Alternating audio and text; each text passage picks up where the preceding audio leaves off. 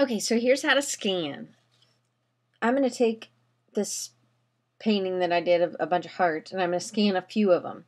And I'm going to show you how to scan multiple things at once.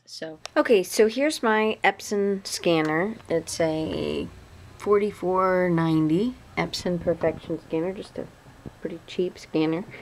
I'm going to open it up, and I'm looking for, just like you would on a copy bed, I'm looking for something in the upper corner, or one of the corners, and it's usually in the upper right or upper left, and if you can see it, it's an arrow. So that means this is our area, our main corner we want to start with. So I'm actually taking my drawing and I'm going to flip it over and I'm going to put it onto the scanning bed.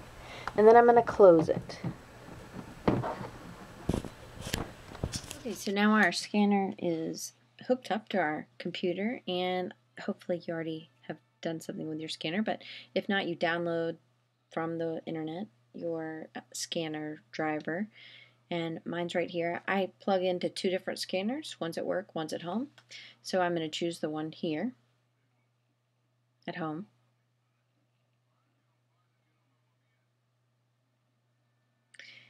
And now this is something from my last scan, and so now what we're going to do is we're going to do a preview, but first we're going to fix this stuff over here.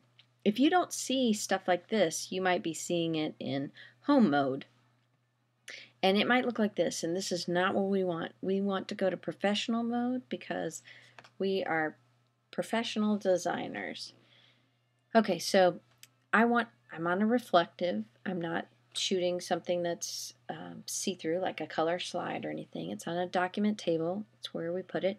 And I'm going to say it's a photo. If it was a document that was a black and white with or a line drawing maybe, but I usually do photo for everything. So stay on photo. 24-bit color because it is in color. If you were doing grayscale, you would go to 8-bit grayscale, and black and white would be something that was solely you didn't want any of the grayscale in it. So that's good for something you're going to redraw. So I'm going to go with 24-bit color. Always 300 DPI. If you're doing a different printer, you might want to make sure if you're going to be printing these. Some printers require different dots per inch or different resolution, so you want to check with that before you do this, but most places are 300 DPI. That's at 100%. If you want your heart that's 1 inch to be 2 inches, you would go ahead and do this at 200%, and that's how you would fix this. Or if you knew you wanted it was 2 inches high and you wanted it to be 4 inches high, you would do it here. But we're just going to stick with 100% right here. There's a few other things that you want to, you have the scroll bar and it goes down. If you're descreening, you're doing something that has been printed and it's in a magazine, or you're doing anything that's been made with dots. So something like a magazine or book or newspaper. And you can choose with descreening, you can choose magazine, newspaper, general, or fine art.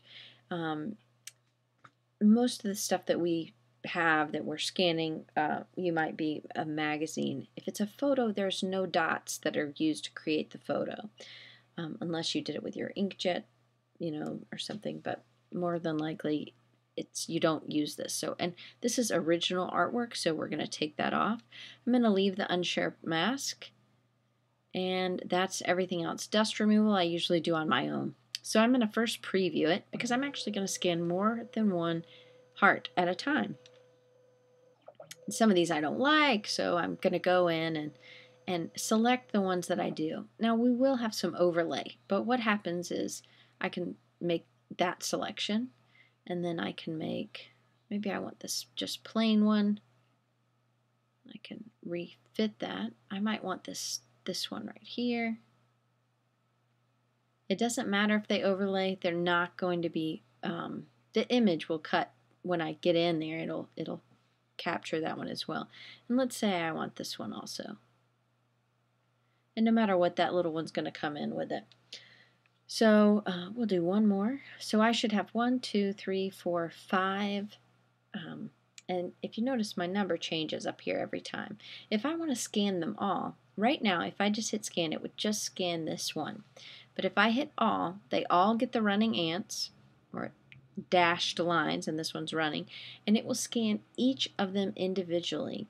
Otherwise, I could scan the whole sheet, but it's nice to go ahead and have them done individually. So I'm going to go ahead and hit scan. And what's great is that you can actually choose where you want to save this. So say this is for school, for my classes, and new folder, hearts. Create. And choose.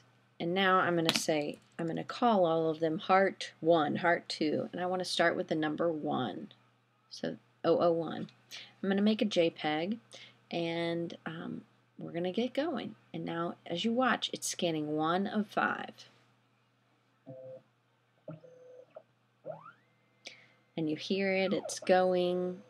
Obviously, this is very quick because I'm not